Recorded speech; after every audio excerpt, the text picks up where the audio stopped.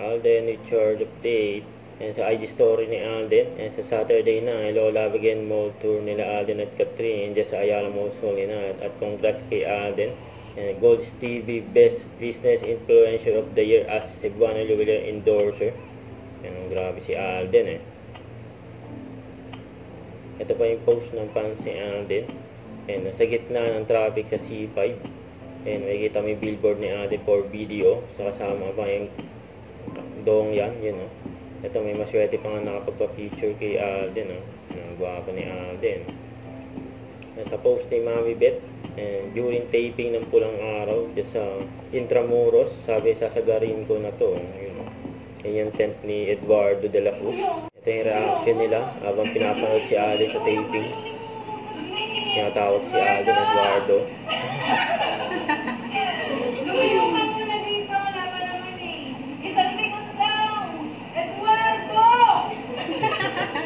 Kaya minimake-upan si Alden dyan ni Sir RB.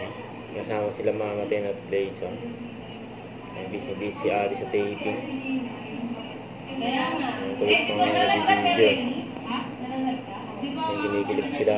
Makita si Alden. Ayun o. Hindi ka na tumingin.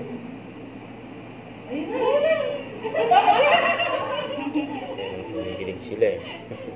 Huwag kalimutan mag-subscribe, click on notification bell for more update po on your reaction vlog. Bye guys, thank you for what?